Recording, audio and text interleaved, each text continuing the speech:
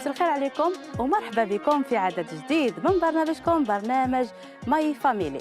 لنهار اليوم راح نحكي لكم عن الابتلاء وكيفاش يتحول هذا الابتلاء إلى نعمة في حياة كل واحد فينا.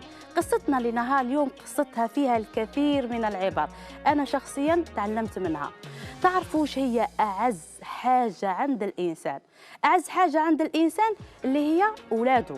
يتمنى الإنسان أن وليده يأكل هو ما يأكلش، يتمنى أن وليده يلبس هو ما يلبسش، فما أدراك إذا هذاك الطفل مرض له، يتمنى لو كان هو يمرض وليده لا. بهذه المناسبة أنا نحيي كل الأمهات والآباء اللي عندهم أطفال مرضى وراهم صابرين معاهم في هذه الحياة.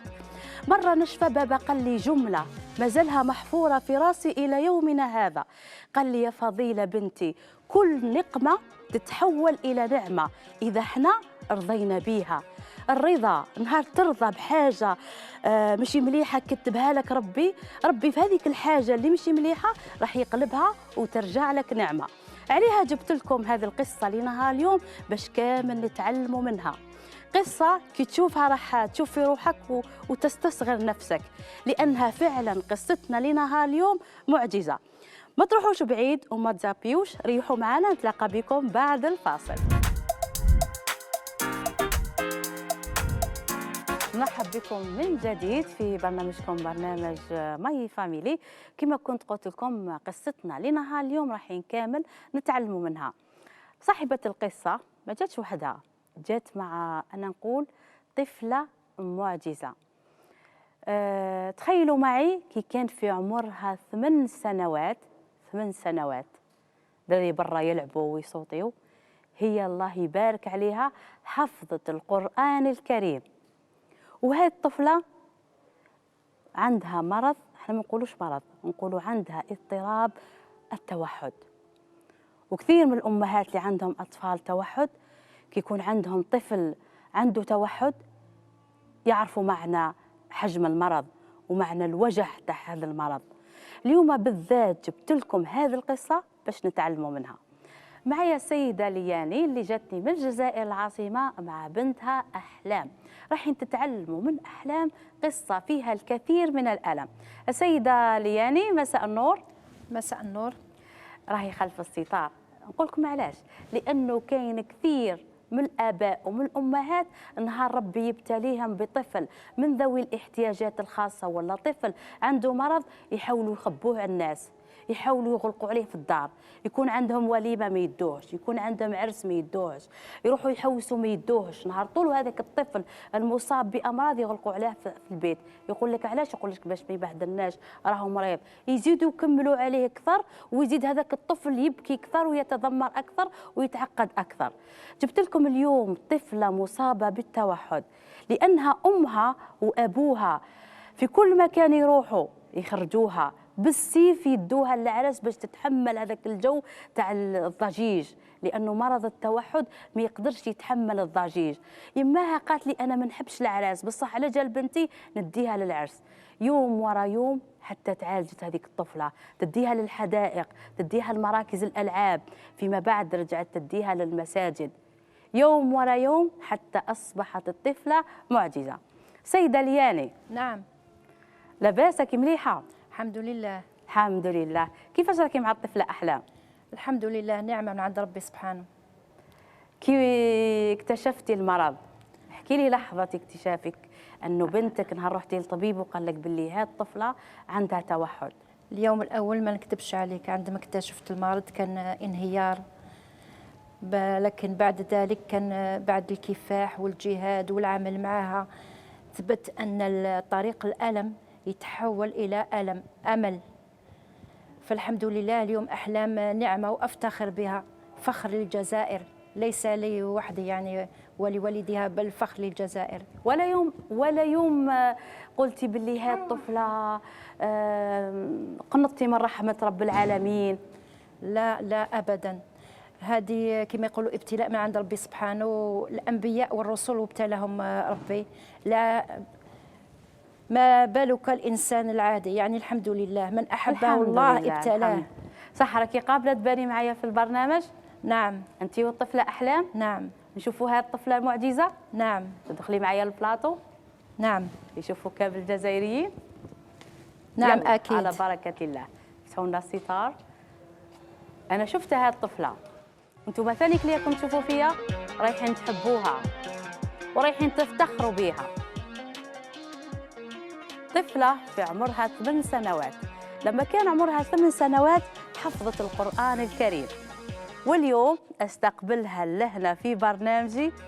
أحلام، واو عجبك البلاطو على بالي. أحلام، أنا هنا. أحلام، أنا شفتها في الكواليس وحكيت معاها، نزيد نعاود نسلم عليك، وحكيت سلام. مع الأم. أحلام ريحي ريحي مدام ديالي، لاباس؟ والله الحمد لله. الحمد لله. الله يسلمك ورحبوا بأحلام. أحلام، أنا هنا. أحلام السلام قبل ما نضحك معاها في الكواليس، ما تصدقوش شحال طفله فيها الشقاوه تاع الاطفال. رحب بك أحلام، ورحب بك بالسيده لياني. الله يسلمك عايشه. انا نعاود من اللحظه اللي كنت فيها مر الستار، وكنت سقسيتك سؤال، قلت لك اللحظه اللي اكتشفتي فيها باللي أحلام عندها توحد. احكي لي على هذاك الشعور، كيف حسيتيه؟ على الوجع، على القهر، بكيتي، واش درتي؟ انا على بالي باللي اصعب شيء انه الله يبتليك بطفل عنده توحد. يلا اليك الميكروفون. اليوم اللي شخصت لي فيها الطبيبه، بعثوني عند واحد الطبيبه بعد ما مريت عامين وانا نديها عند طبيبه الاطفال، ما يلقى عندها والو. جوزت لها الاشعه، جوزت لها التحاليل، ما بان والو في انت التحاليل. كيفاش عديتي بنتك للطبيبه؟ علاش؟ واش حسيتيها؟ عامين عندها تاخر في الكلام، ما بدات تهدرش؟ ما تشوفش فيا، بدات ما تشوفش وما فيا، تشوفش في عينيك؟ بدات ما تلعبش هكا مع الاطفال، تتجنبهم، تحب تقعد وحدها. هذوك الملاحظات وايضا كي تعيطي لها على اسمها ما ما تشوفش ما فيك؟ تدورش ما تدورش. هادو قبل ما كانت طفله عاديه ما كنتش نشوف فيها هذه الاشارات. يعني في العمر العامين الفوق اللي بداو يخرجوا هذه الاشارات. هذاك النهار شخصت لي طبيبه بعد ما طرحت لي عده اسئله جاوبت عليها، قالت لي باللي بنتك عندها اضطراب التوحد. يعني كان هذاك النهار انهيار، ما نكذبش عليك، بكيت في نفس الوقت. وكي تفكريه يوجعك ثاني؟ في نفس الوقت ماشي بكيت لانه تقول لك المرض هذا ما عندوش دواء. كي قالت لك ما عندوش دواء اللي تاثرت بزاف، تاثرت. المرض هذا ما عندوش دواء، يعني الله يجعل، ربي يجعل له دواء، كما قال لكل داء دواء. ان شاء الله في يوم من الايام يلقاو له الدواء تاعو. قالت لي بصح الا حبيتي تتحسن بنتك ما ننساش الجمله اللي قالتها لي، بنتك راهي فوق البئر. قالت لي بنتك الا سلكتيها، هي سلكت، الا فاتت دخلت للبئر، هي دخلت للعالم تاعهم، ما تقدرش تخرج من العالم تاعهم. من هذاك النهار بديت رحلة العلاج. بديت نكافح معاها ونجاهد معاها، تابعت كاع الخطوات اللي قالتها لي. احكي لي، كثير من الامهات راه عندهم اطفال توحد، حابين يعرفوا أحلام كيفاش لحقت وين تحفظ القرآن الكريم كاملا. اعطي لي وشنو هو العلاج؟ اول شيء دخلتها للروضه، قالت لي باش ندمج مع الاطفال. هذه الحاجه الاولى، دخلتها للروضه رغم انها ما كانتش تتكلم، ما كانتش تحب الاطفال تلعب معاهم. ما كانتش تلعب الاطفال، باش تندمج معاهم باش الاخر. ثاني شيء كي وصلت العمر 6 سنوات باش ندخلها قبل 6 سنوات. انا شافي واش حكيتي لي، قلتي لي قالت لك منعي عليها التلفاز، منعتي عليها التلفاز، خليتي لها فقط قناه القران الكريم. هما قالوا لي هي كانت بزاف متمسكه بالشاشه، قالت لي ماذا بك مادام تنحي لها الشاشه. انا ما قدرتش نحيها لها كما يقولوا مباشره، خليت لها قناه القران الكريم. أحلام كانت تحفظ، انا ما كنتش على بالي، كانت تحفظ. في العمر 5 سنوات نطقت أحلام، نطقت، كانت تقول هكا كلمات جمل، ومرة تقرأ لي آية، تقرأ لي صورة. أنا استغربت كيفاش حفظت، كيفاش وقتاش، يعني رغم أنها ما كانتش تتكلم. ومن أساليب العلاج أيضا أنك دخلتيها سباحة ودخلتيها ركوب الخيل. دخلتها سباحة، دخلتها ركوب الخيل، كنت نخدم معها الجلسات في المنزل العلاجية. شريت كتاب خاص، خاطرش تقول لك الطبيبة النفسانية ما يكفيش هذيك 20 دقيقة، هذيك ما تكفيش، ماذا بك تجيبيها لعندي 4 مرات، و4 مرات يعني تكون المبلغ ما تقدريش. أنا نشوف في أحلام نحست وبغيت تجيبوا لي مصحف كريم نختبر أحلام قبل ما ترقدنا بلاطو. أحلام نعستي واقيلا ياك؟ وراح نختبروا أحلام تعبناها اليوم.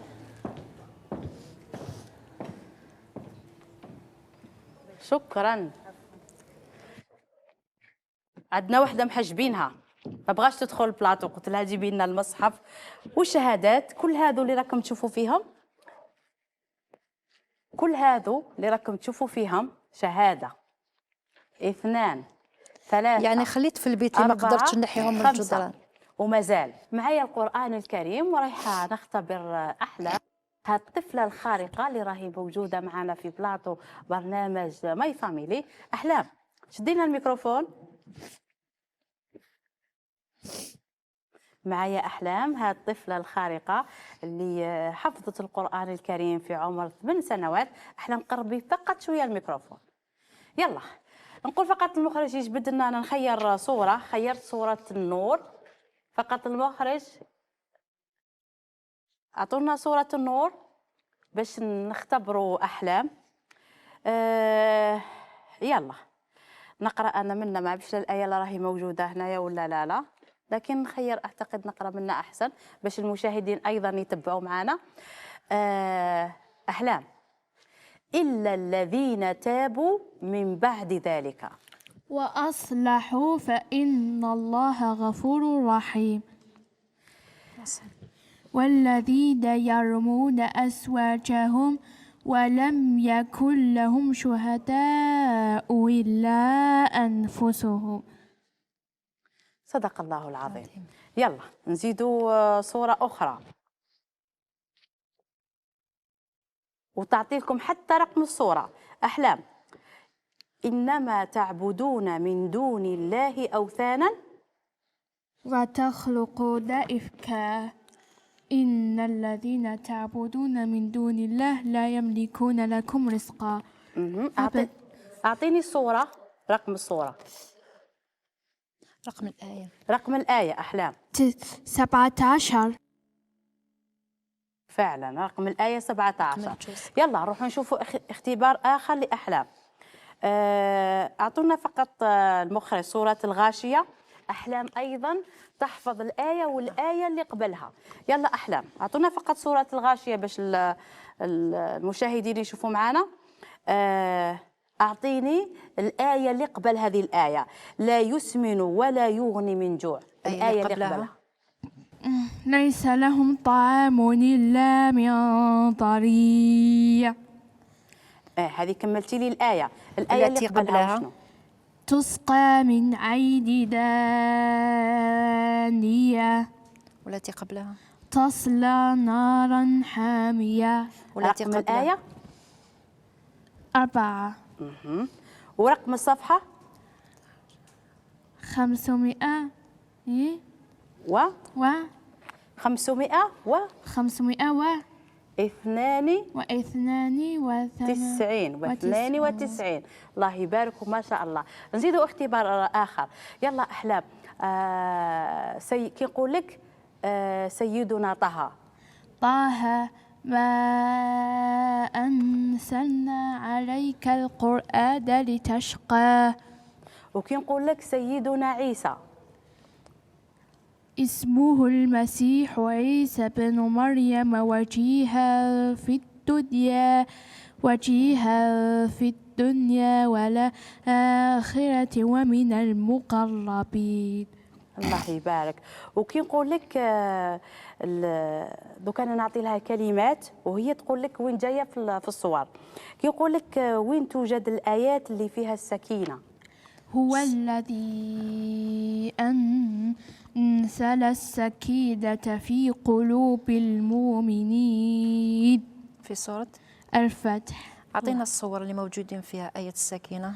أي سورة البقرة، التوبة، والفتح. الله يبارك.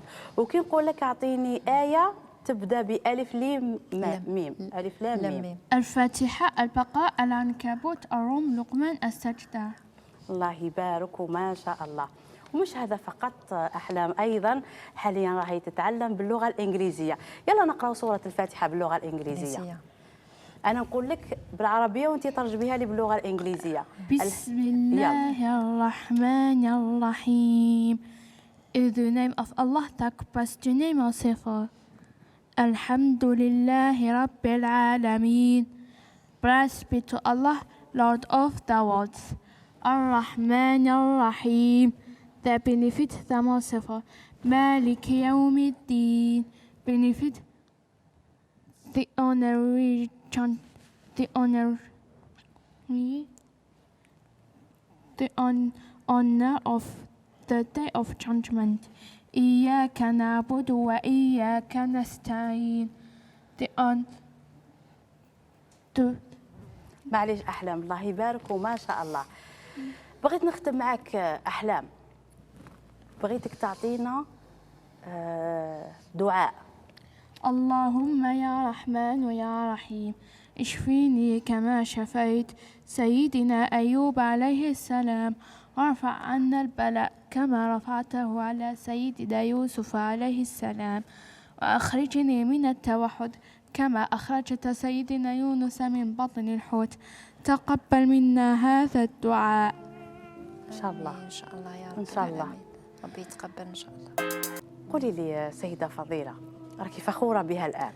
طبعا فخورة جدا بها. أحلام فخر ليس لي فقط، فخر الجزائر. أحلام ألبستنا تاج الوقار، من حفظ كتاب الله ألبس والديه تاج الوقار. الله يبارك. الحمد لله، والله الحمد لله.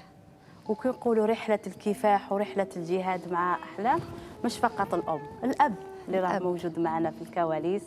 أنا بغيت للأب ندخلوا نشوفوا هذا الأب العظيم اللي صبر مع بنته وقراها وعلمها ودار لها حتى اشياء اباء ما يديروهمش لاطفالهم الاصحاء. اداها لنوادي تعليم الخيل، اداها للسباحه، اداها تقرا انجليزيه، تقرا عربيه، تحفظ كتاب الله عز وجل.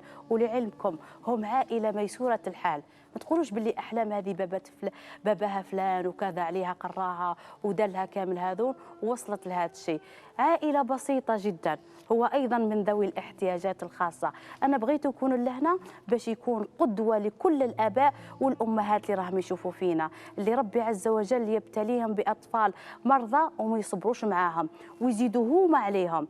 اذا الله عز وجل ابتلاك بطفل من ذوي الاحتياجات الخاصه او عنده التوحد، كون معاه وخذ بيده باش ما يطيحش في هذاك البير، لانه الطفل هذا واش يحتاج. راكم تشوفوا احلام كيفاش راهي نهضر معاها تتجاوب معايا بشكل عادي، ما رجعتش متعبه يماها، رجعت تشوف في عينيها، رجعت تعرف الكثير من الاشياء، وفوق ذلك حافظه لكتاب الله عز وجل. انا بغيت معاكم نستقبل الاب، هذا الاب اللي كما قلت لكم هو أيضا من ذوي الاحتياجات الخاصة، ومع ذلك كافح وقرا وباش فقط يقري بنته ويوصلها للمكان اللي راهي فيه. أنا نحييك وكل المشاهدين اللي راهم يشوفوا معانا، يعطيك الصحة وشكرا. شد فقط الميكروفون. أنا نحييك، على بالي باللي حشمتك ما بغيتش تجي، لكن أنا علاش بغيتك تدخل باش المشاهدين يشوفوا هذا الأب العظيم اللي وراء هذه الطفلة اللي قدرت تحفظ القرآن الكريم في عمر 8 سنوات، وهي فعلا طفلة معجزة. سيدي الكريم ميكروفون فقط. فخور جدا أنت بأحلام. شكرا، بارك الله فيكم وشكركم على الحصة هذه وبارك الله فيكم. وش تقول للمشاهدين اللي ربي يعطيهم؟ نقول للمشاهدين اللي عنده طفل معاق أو طفلة ما يحشمش بها، وكما نقولوا هذا ربي اللي مدو ماشي الإنسان، وماذا به يجري به على البكري ماشي يحشم به. ولا أنا هاي ديك البنت تاعنا اكتشفناها، يعني شفنا الظلام تاع لنا الدنيا. صح، هذيك اللحظة صعبة، هذيك اللحظة بصح كيش أمر الله. أنا راني جوزتها، يعني الإعاقة نعرفوا شنو هي الإعاقة، بصح جوزتها وجريت والحمد لله راني فخور بها. وانا على بالي بلي كأب تتمنى تمرض انت وما تمرضش بنتك. هذه الناس قاعد هذه كامل الناس، هذه كامل اللي عنده الطفل ولا الطفلة قاعد يقولها. الحمد لله. وإن شاء الله كيما قلت اللي عنده الطفل ولا الطفلة معاقة ولا معاق ماذا به ما يحشمش به. أنا بغيت نستقبلوا الأخصائي النفساني محمد فرجاني اللي وصل متأخرا، لكن معليش يعلقنا على الحالة لأنه هو بصفته طبيب نفساني وجازوا عليه الكثير من أطفال التوحد. جبت لكم اليوم قصة فيها أمل. علاش كثير من الأمهات هم يشوفوا فينا ما تقنطوش من رحمة رب العالمين، على هذاك الطفل هو اللي راح يرفع لك راسك في يوم من الأيام. أحلام رفعت راس يماها وباباها وتحصلت على الكثير من الشهادات. احكوا لي على الشهادات اللي تحصلتها أحلام. احكي لي بابة أحلام. هي الشهادة الأولى في المسجد التقوى، ونشكر الأستاذة اللي قرأتها أخت فضيلة والشيخ الإمام واسمه الإمام أحلام تاع مسجد التقوى، إمام مراد. الشيخ مراد. ذاكرة قوية. الله يبارك. جوزت مسابقة تما وتحصلت على الشهادة تاع حفظ القرآن. هذه تهنئة لك. الله يبارك. والشهادة الثانية هذه في البلدية. في العامل دارت وين نخدم، داروا مسابقة تحصلت على الشهادة كذلك. الله يبارك. وتحصلت كذلك شهادة في دار الشباب وين نسكن، وكذلك جوزت مسابقة في المسجد تاني وين نسكن تاني تحصلت على شهادة، والشهادة تاع 2024 شهادة أشبال القرآن. وش راكم تنتظروا منها؟ وش راكم حابين توصلوها إلى؟ أنا حابة بنتي تشارك في المسابقات الوطنية والدولية، لما لا؟ عندها قدرات كما هي كما الإنسان العادي. وشحال خارج الوطن تشارك؟ لا، أنا ماذا بيا أنا يستدعوها تشارك معهم، لما لا؟ كما يشاركوا كاع حافظين القرآن. ان شاء الله قدمي ملف ترشحها وتشاركوا باذن الله. ان شاء الله راح تشرفنا ان شاء الله يا ربي. ان شاء الله وتوصل اعلى المراتب، لما لا؟ ان شاء الله. اعطوني رساله لكل الامهات والاباء اللي راهم يشوفوا فينا، واش تقدري تقولي لهم؟ كلها ما تفقديش الامل، والله العظيم ربي يكون معك قد ما تعملي قد ما يكون ان شاء الله النتيجه ان شاء الله يا ربي. نستقبل معكم محمد فرجاني المختص النفساني. اهلا محمد، مرحبا بك. محمد نذكر باللي هو طبيب نفساني متحصل على الدكتوراه واستاذ جامعي. نرحب به في برنامج ماي فاميلي، يشارك معنا في هذا النقاش وين شفنا الله يبارك طفلة حافظة لكتاب الله عز وجل. مرحبا بك محمد. مرحبا بك الأخت فضيلة، ومرحبا بهذا النموذج الراقي اللي أنا أول نموذج تشوفه. أول نموذج الله يبارك، يعني وأنا في الكواليس كنت نتبع فيها ما شاء الله حافظة لكتاب الله عز وجل، وهذه أكبر نعمة يتمناها الإنسان. أي مسلم فوق المعمورة يعني في الكرة الأرضية قاعد يتمنى أنه يختم كتاب الله، وما أجمل من كلام ربي سبحانه عز وجل. سبحانه. ينور القلوب ويشرح الصدور، وفاني العقل تاعنا يتوسع بالافكار الايجابيه والمليحه، يعني نور على نور كلام ربي سبحانه عز وجل. وانا نقول الله ينور دربها ودرب العائله تاعها، الله ينور ايامهم ان شاء الله في الدنيا وفي الاخره ان شاء الله. لانه اخت فضيله اليوم جبتي نموذج بالك خرجنا شويه على العاده، من مثل هذه النماذج اللي نفتخروا. صح. يعني مثل هذا احنا نشوفوا انه من مثل هذه القصص نستلهموا العديد من الاشياء. وفي الكواليس كنت نتبع يعني وانا نسمع في الام والاب، يعني واش نقول لكم، بارك الله فيكم اولا، نشكركم انتوما. واحلام ثانيه نقول لها بارك الله فيك بنتي، ان شاء الله ربي يعلي مقامك في الدنيا وفي الاخره ان شاء الله. وحاجه اللي مليحه اكثر الاخت فضيله، هو ان نتكلموا على طيف التوحد في الجزائر. صح الحمد لله هناك عيادات، هناك المجهودات تبذلها الدولة الجزائرية في هذا القطاع، سواء في مدارس خاصة في المدارس العمومية أو المراكز أو الجمعيات أو الأكاديميات اللي مهتمين بهذا، لكن هذا غير كافي. احنا نقولوا أنه باش يكون، لأنه باش تقومي بطفل كما هكذا يلزم له بزاف مجهودات ومصاريف كذلك، باش ما نخبيوش على بعضنا. ولكن الحاجة الكبيرة هنا رسالتي أنا كمختص نفسي، أول حاجة هو درجة التقبل من الوهلة الأولى للعائلة. أنا رسالتي وين هاي الكاميرا، وين لكل الأسر الجزائرية اللي عندهم وليدهم ولا بنتهم ولا أخوهم ولا جارهم ولا حتى في أي مؤسسة حتى في المدارس، ولا نقول لكم بمثل هذه الحالات نفتخر كذلك، لأنهم عندهم ذاكرة قوية، عندهم إبداع، عندهم بزاف أشياء يعني ما شاء الله. ولكن أول حاجة رسالتي للأولياء، لأنه قبل ما نروحوا للتشخيص نتكلموا على درجة التقبل وعدم التقبل. كل الأولياء حتى يعرف وليده في هذه الحالة والله ما يجري عليه للأسف الشديد. يقول لك أنا علاه كي نجري عليه واش راح يدير؟ بارك الله، يقطع الأمل، يقطع ولفنا الأمل. باللي نقروا دراري باش يخرج لي طبيب باش نلقاه، نقري وليدي باش يخرج لي حاجة في المستقبل باش نلقاه، بصح عمرنا ما فكرنا باللي هذاك الطفل لازم نقروه لنفسه لذاته. هم لك والدين احلام لو كان خلاوها، لو كان راهي تتخبط لوحدها في البيئه تاع التوحد، انتشلوها منه ولا تعرف وتهضر، وعلى الاقل ما راهيش متعبتكم نفسيا، تقضي حوائجها كاملا بنفسها. الحمد لله الحمد لله. وهنا الاخت فضيله لحاجه قبل ما نتكلموا، لانه هناك من ذاك يصير خلط بين طيف التوحد وبين اضطرابات اخرى. احنا كمختصين اول حاجه قبل باش يكون التشخيص كامل وشامل لازم فاني هناك كان جانب طبي وكان جانب عصبي وكان جانب فني نفسي.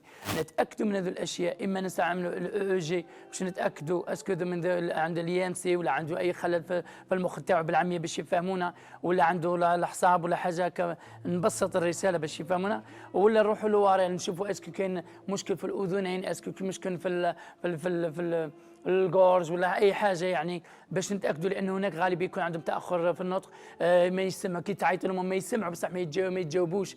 على هذيك نوجههم للطبيب الاذن باش نتاكدوا اسكو هناك مشكل باش نحو كاع من الجانب العضوي. وعندنا كذلك نروح نشوفوا هل هناك تشوهات يعني في الفص الجبهي او في اي الفصوص اللي في المخ نتاعنا. ومن بعد موراها نشوفوا كذلك نقوموا باجراءات اخرى اللي لازم نقوموها، كما نعملوا البيلون تحليل تاع الدم اسكو كاين ماده زايده من هكا باش يفهمونا الامهات اللي عندهم والمختصين كذلك لما يوافقوني في الراي. وكذلك المختص النفسي عنده، والمختص لازم يكون جروب، يعني يكون مجموعه او ان ستاف باش يلموا بهذا الطيف. لازم يكون مختص اورتوفوني وبيداوجيا في الرياضه، في مختص نفساني عصبي، كاين بزاف اللي لازم يكونوا ماشي غير واحد برك، بمجهودات هذه كامل باش نصوفي وباش ربي يوفقنا باش نخرجوا. نعم.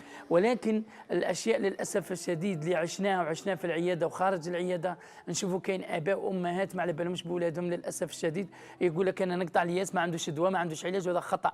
لا يوجد شيء في الكره الارضيه ما عندوش علاج، لانه رحمه ربي سبحانه عز وجل خلانا رب وسعت كل شيء، وربي خلانا في هذه الدنيا. نصيحتي ورسالتي للاباء والامهات، وليدكم كي يكون هكذا في الدار ردوا بالكم تحشموا به.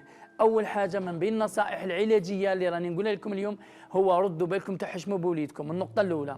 النقطه الثانيه هو التقبل، لازم تتقبلي وليدك من بدم كما عطاه لك ربي هكا لازم تتقبلوا، لأن المؤمن من بين صفات المؤمن هو الإيمان، يعني الإيمان كامل هو الإيمان بالقضاء والقدر خيره وشره، والابتلاء نعمة ورحمة عند الله، يعني ربي سيبتلي العباد المؤمنين، وهذه نعمة سبحانه عز يطهرنا منها يعني بالذنوبنا وكامل بالابتلاء. الحاجة الثالثة هو يجب إدماج هذا الطفل في وسط بيئي وأسري، ماشي زعما وين تروح يمال دار ما نضيف ولا حاجة ما تديش معنا وكأنه داخل حبس ساجنينه، هذا خطأ لا يغتفر، لأنه غالبية اللي عندهم الأطفال طيف التوحد هم أطفال اللي يعزلوهم أحيانا ماليهم ما يخرجوهم، ما يدوم المانيج، ما يخرجوا من برا. وأنا ننصحهم من بين العلاجات اللي لازم تدوم البرا وين كاين الحيوانات وين كاين الطبيعة وين كاين البيئة، بالإضافة إلى السند الأسري، يعني تسلموا عليهم تعنقوهم تلعبوا معاهم، ما ديروش كأنه وحش ولا مريض ولا يضرب ولا يعض ولا حاجة كيما هكا، باش يفهموني مليح، لأنه شفنا حالات والله ما يخرجوا ولادهم يحشموا بهم، ما تدي العرس ما تدي الضيف بيه لدارهم ما تدي حتى بلاصة، وما يخلوا حتى يقرأ للأسف الشديد. زيد الحاجة باش يكون هذا العلاج متكامل لازم كاين أنشطة تفاعلية، من بينهم هو إما ندخلهم كما قلت للسباحة، إما ركوب الخيل، إما النشاطات الجماعية، جمعيات اللي فيها نوادي رياضية وين يكون الزحمه والغاشي بزاف، ندوهم الرفضه كي يكونوا صغار باش يتفاعلوا باش يكسبوا مكتسبات، ونحبسوا لهم بزاف التليفون وكذلك التلفاز بزاف، لانه ما عندهم اشترار سلوك اشتراري، يعني يقوموا بنفس واش حاجه يسمعوها يعاودوا يكروها. هذاك السلوك التكراري احنا نكسروه، باش نكسروه من خلال التفاعل، نخلوهم نلعبوا معاهم، ندغدغوهم، نجروا موراهم، نقول لهم جيب لي ذيك الحاجه، حط هذه الحاجه، ندهم كما احنا نقولوا، نامروهم يعني يساهموا معنا في نشاطات المنزل، نخرجوهم وما يقضوا معنا، يرفدوا لنا الساشيات مثلا. هذه باش يكون عنده روح من المسؤوليه، بالاضافه ان علمهم الكتيبه القرايه كما اي طفل عادي، لانه لا يوجد واحد عادي وواحد غير عادي. احنا ما راناش بعد لا على المرض ولا بعد لانه ربي سبحانه عز وجل هذا ابتلاء، ولازم نحمد الله عز وجل، والعلماء يبذلوا مجهود، ومستحيل ما يكاش حاجه ما عندهاش علاج. هذه اللي محمد، شكرا على التدخل ديالك. انا ما بقاليش وقت نقول لكم، عندكم كلمه اخيره؟ الكلمة الأخيرة للأحلام، تقول لكم القصيدة تاعها يلا أحلام، أعطوا لها الميكروفون. هذه القصيدة أحلام حابة تختم بقصيدة بصوت مرتفع. غريبة أنا عند بعض الأشخاص، هتف وجودي بصوت قاسي، أسكنوني في عقولهم بغير مسكن، أوهموني بأن هذا ليس العالم، سرت كالسير المياه في الوادي، لا مقر لها ولا أعلم من سيلقاني، كتمتم رسالتي على أوراق الأشجار، سطفتها تسقط كأمطار، علمت فيها أن الداء هو التوحد، والصبر من الرحمن يأتيني، سفينة أتت من بعدها لتلقاني، عهدها معي كان على مر الزمان، يا سعد من رأى كنزي وحماني، أنا لست غريبة، وعودتي عما قريبة. إن شاء الله تكون عودة قريبة. أنا ما عنديش تعليق. بقد ما أبكيتينا كذلك فرحتينا، لأنه طلاقة وحضورا ما شاء الله على التربية تاعكم، ربي يجازيكم. نتمنى هذا النموذج يعمم في كل بيت جزائري عندهم حالة كما هذه. أنا نقول بارك الله فيكم، صح بكينا بقلوبنا قبل عيوننا يعني على مجهوداتكم الجبارة. أنا ما نقولش ذوي الهمم ولا ذوي الاحتياج الخاصة، وإنما نقول مثل هذه النماذج الرائعة والراقية جدا. نعلق على أنها نحس فيها طاقة إيجابية. ما شاء الله ما شاء الله ما شاء الله، يعجز اللسان عن التعبير والله. إن شاء الله كل يوم نشوفك في أعلى المراتب إن شاء الله. ورسالتي فضيلة فقط لكل المسؤولين والناس اللي يتبعوا والجمعيات والمؤسسات الكبيرة، أنه يحتضنوا هذه ما نقولش موهبة فقط، وإنما نموذج يحتوي مثل هذه، نعاونوها. أنا أرجوكم، راهي بنتي فاني نديرها بنتي، ونقولوا صح هي بنت كامل الجزائريين، عاونوها باش تحفظ تشارك في مسابقات عالمية وطنية، لما لا، نعلموها اللغة الإنجليزية باش تشارك تنشر رسالة الإسلام في خارج البلد إن شاء الله يا رب العالمين. بارك الله فيك أحلام.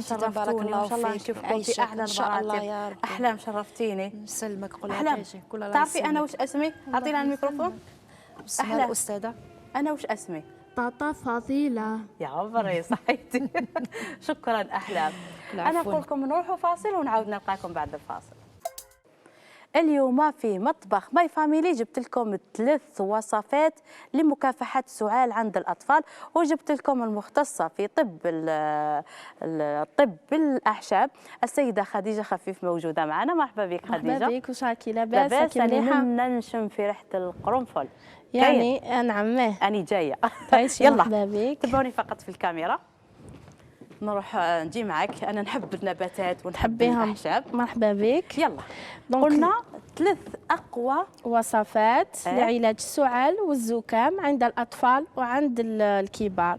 دونك باش نكونوا برك على علم أنه الأطفال فوق 3 سنوات عندنا وصفة اللي نقدروا نستعملوها للرضع، وعندنا اللي فوق 3 سنوات. بالنسبة للأعشاب فوق 3 سنوات، الوصفة الأولى عندنا الزعتر، فلفل أسود، البابونج والقرنفل واليانسون. هذوما ملعقة صغيرة من كل بشويه استاذه باش انا نفهم. بس كي قلتي طفل 3 سنوات، هذاك طفلي 3 سنوات أكيد. ومن ذاك يسعل ونحير واش ندير له. الوصفه الاولى واش فيها؟ الوصفة الأولى فيها الزعتر، فيها الفلفل الأسود حب أكيد، حب، وعندك البابونج، القرنفل واليانسون. هذه الوصفة للكبار. عندك ولا الأطفال فوق 3 سنوات تقدري تمدي لهم هذا. وكيفاش نطيبوهم هذو؟ كيفاش هي نقدر نقولوا ملعقة صغيرة من كل عشبة، ولا تشري مقدار تاع 50 غرام من كل عشبه الاعشاب اللي ذكرتهم دركا، تحط خلطيهم مع بعضهم، ديري ملعقه صغيره في كاس ماء مع ملعقه عسل، تخلطيهم وتشربيها. يتغلاو فوق الكانون ولا لا ما يتغلاش. باش نكونوا متفاهمين انه الاعشاب تحتوي على زيوت طياره. اذا تغلات راح يروحوا كاع الفوائد منها. ميم الزعتر ما نغلوش. لا لا ما يتغلاش الزعتر، غير الا كنتي راح تشميه، راح تبخري تغطي كيما هذه دوك نلحقوا ليها ونفهمك كيفاش حنا لو كان ما يتغلى. يتغلاوش ما نشربوهمش. لا ما يتغلاش. يعني نديروا الماء هذاك يكون سخون ولا لا؟ اكيد سخون، يعني سخون بزاف. لا يغلي عادي، يغلي بعدها عادي. تطفي عليه. اوكي داكور. بعدها تنقعيه، مم. تغطي عليه. اكيد اول حاجه لازم تغطي، غير ترمي الاعشاب تغطي عليهم، لانها تحتوي قلت لك على زيوت طياره باش الفوائد تاعها ما يروحوش. فوالا تشربيها تقضي حتى 3 مرات في اليوم بعيدا على الاكل، واخر مره في الليل ويروح قبل النوم. السعال. يروح السعال، يروح الزكام. يعني تداومي عليها 3 ايام، يعني كاقصى حد 3 ايام 4 ايام تبرا ان شاء الله. الحمد لله. والرضع نقدروا نحطوها ما نحطوهاش؟ الطفل الطفل كي يكون رضيع عنده 8 اشهر عام ممنوع. ممنوع. لا لا الا بعد استشاره طبيبه، واكيد حتقول لك لا لا. ودركا يا امهات ريحوا معايا اقوى وصفه للسعال عند الاطفال الرضع. يلا. دونك عندنا اليوم الفازلين كما قلت لك بطبيعه الحال. الفازلين واش نديروها؟ اول حاجه الفازلين نديروها بيض ماغي، يعني نحوها نديروها في كسرونه ولا كاش حاجه اللي تخليها تذوب. بعدها نضيفوا لها بوشون تاع يعني هكا يقولوا بوشون عادي. دونك كيما كاع يهضروا الجزائريين. فوالا نزيدوا لها البوشون هذا تاع من كل الزيوت اللي ذكرتها، او ملعقه يعني عادي. ملعقه نقولوا مغرف صغيره. مغرف صغيره. نزيدوا لها مغرف من زيت الزيتون، زيت الزعتر، زيت الكاليتوس، وزيت الذرو، وزيت السمسم. هذوما ال5 زيوت نقدروا عليهم نقولوا عليهم اقوى زيوت لعلاج الزكام عند الرضع. لكن الطريقه مش ياكلها ولا شي حاجه، تدهن له صدره للبيبي بها، واكيد تغطيه. يعني نهار الاول الثاني يلقى تحسن باذن الله تعالى. نعاود الوصفه. 5 زيوت للاطفال الرضع. عندك زيت الزعتر، زيت الكاليتوس، زيت السمسم، وزيت شنو هذا؟ هذا زيت السمسم وزيت الزيتون. هادو تحطوهم في الفازلين بعد ما كنتوا ذوبتوهم وتدهنوا بهم الرضيع. للرضيع، وتغطي اكيد تلبسي له، لازم يكون مكان دافي وما تخرجيش للبرد. بعد يومين 3 ايام راح يلقى تحسن. جيد باذن الله. الوصفه الثالثه. جينا عندنا الوصفه الثالثه. دونك عندك الاطفال اكيد بالحال نقعدوا توجور. لا نقعدوا فيها توجور للاطفال. اطفال رضع؟ لا تاع 3 سنوات للفوق. الرضع راني فهمتك باللي ما كانش، ما تقدريش تزيدي لهم فوق هذه لانهم صغار وما نقدروش. عندك هذه نقدروا نديروا الحليب. بيان. فوالا عندك كاس حليب، مش كاس تقدري ديري لهم، يعني فكره مليحه. يعني عاده الاطفال ما يشربوش تيزانات. فوالا نديروا لهم الحليب. يتسمى نضيفوا لهم غير شويه حليب.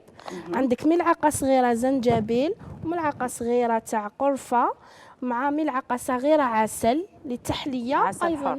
عسل حر اكيد، ويكون عسل سدر من الاحسن، او عسل كاليتوس. تزيدي تضيفيهم داخل الكاس تاع الحليب وتعطيه للطفل يشرب صباح وعشيه. يقضي على السعال والزكام بطبيعة الحال، لأنه الزنجبيل مضاد حيوي طبيعي، والقرفة تحفز العمل الجهاز تاع التنفسي، يعني تعاون باش الطفل ما يتغلقش نيفو، والزنجبيل يحفز الجهاز المناعي. راح بطبيعة الحال راح يلقى نتيجة ويبرى بإذن الله. قالت لك الوصفة الأخيرة. الوصفة الأخيرة واللي هي اليوم جبت لك هذه الزيزافون والزوفة. الزوفة احنا نقولوا لها. أول مرة نسمعها الزوفة والزيزافون، هذوما العشبتين كافيتين باش يقضوا على الزكام وعلى السعال بطبيعة الحال. كي طريقة الاستعمال تاعهم: ملعقة صغيرة تخلطيهم مع بعضهم، ملعقة صغيرة تاع تيزانة في كأس ماء ساخن ينقع قليلا لمدة دقائق تشرب بهم مع ملعقه عسل وبالشفاء ان شاء الله. دونك معاهم يجي ورق الكاليتوس، ديريه تنقعي في لتر تاع ماء يغلي جيدا، وبعدها ديريه في اناء وتتبخري تستنشقي الهواء تاع الكاليتوس. ثاني عنده بزاف فوائد، ومنها يعالج الزكام، يفتح الانف الجيوب يعني الأنفية. الفوالا، وفيه بزاف فوائد الله يعني يبارك الكاليتوس. عليك، يعطيك تعيشي الصحة يسلمك أستاذة. أنا يسلمك. شخصيا استفدت من هذو الوصفات المليحة للأطفال الكبار والصغار.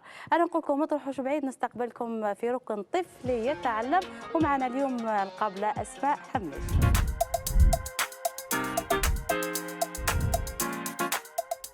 نرحب معكم بالقابلة والمختصة في الطفولة الأستاذة السيدة أسماء حميش، اللي جاتنا البرنامج ماي فاميلي باش نتحدثوا لنا اليوم على موضوع مهم، موضوع يأرق كثير من الأمهات، واللي هو مرحبا، واللي هو موضوع التسنين عند الأطفال. مرحبا بك أسماء. الله يسلمك. لاباس؟ مرحبا بالجمهور الكريم. شكرا على الاستضافة، شكرا على الدعوة. إن شاء الله بإذن الله نحن نهضروا على موضوع التسنين اللي هو موضوع شائع جدا لدى الأمهات. متعب، شائع ومتعب. يلا أول سؤال، كيفاش نعرف أنا وليدي رايحين نوضوا له سنان؟ أو عندي بيبي صغير، الأعراض. داكا، شكرا. سؤال جيد جدا. نبداو بالاعراض تاع التسنين. اولا شكل اللثه. اللثه نلاحظوا عليها انتفاخ واحمرار، احمرار شديد جدا.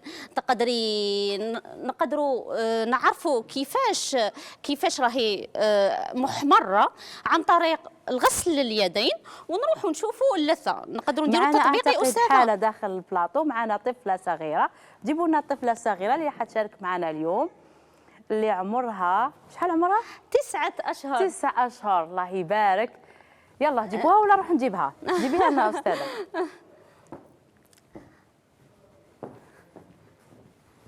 وراهي تنوض في السنين وحالتها حالة. ها هي تالينو. تالين. مقابلتنا. أنا حين نشوفوا اللثة ديالها. ديري لا هي خايفة. تقدري تقعدي معها فوق الكاميرا. الكرسي، اقعدي فوق الكرسي. يلا فوالا. نقدروا نركزوا نركزوا هنايا، وراحين نلاحظوا انه اللثه تاعها منتفخه ومحمره نوعا ما. قولي الله يبارك، هذه راهي دايره زوج سنان. الله يبارك. وراهي تنوض في الاخرين.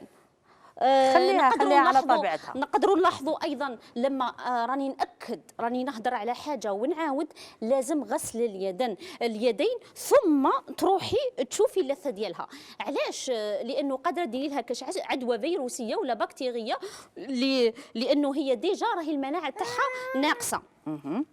الحاجة الثانية، العرض الثاني كما راكم تشوفوا تالينو العصبية، راهي شوية مهيجة، راهي شوية كثيرة الحركة، وهذا من أعراض التسنين. للعلم فقط كاينة معلومة مهمة ما قلتهاش، إنه التسنين يبدأ من 6 أشهر إلى 12 شهر.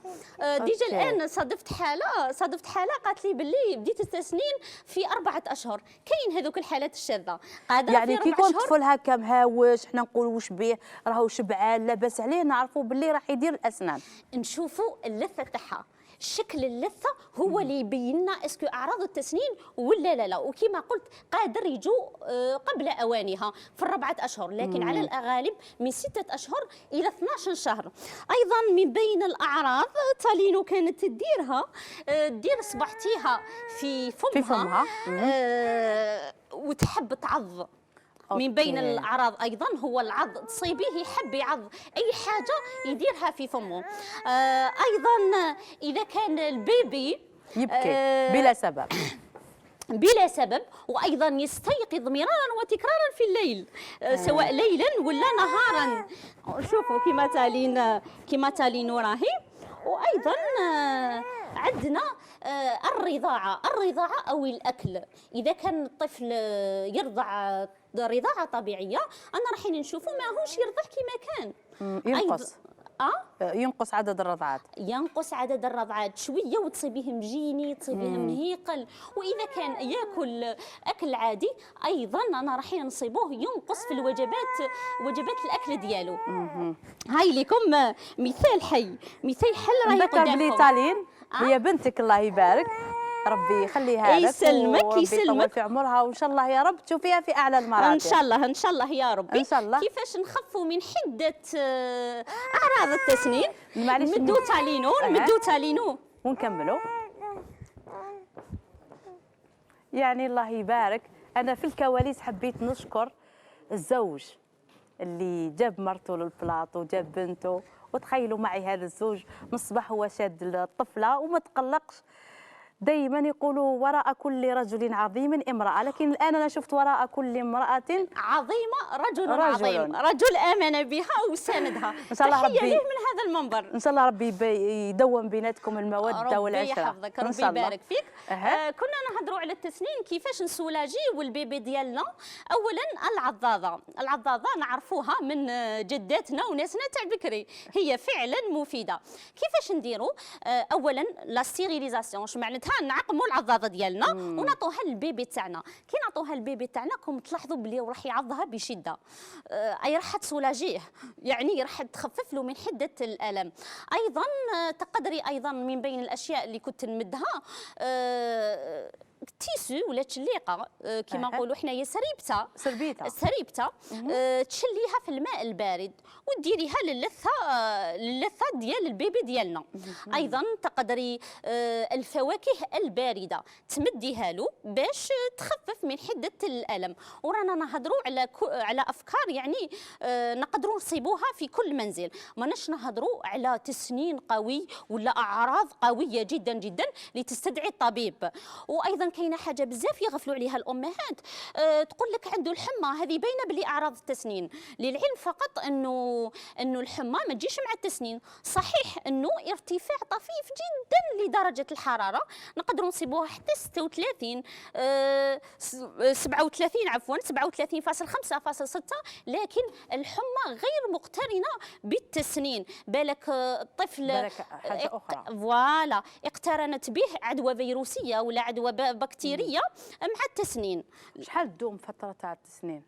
شوف، هي فترة التسنين عند الأطفال غالبا تدوم من 6 أيام إلى 7 أيام، ونهضر ونعاود كل طفل وكيفاش. كل طفل وكيفاش يسنن، يعني تختلف من واحد إلى آخر، لكن الفترة الطبيعية تتراوح من بين 6 أيام إلى 7 أيام.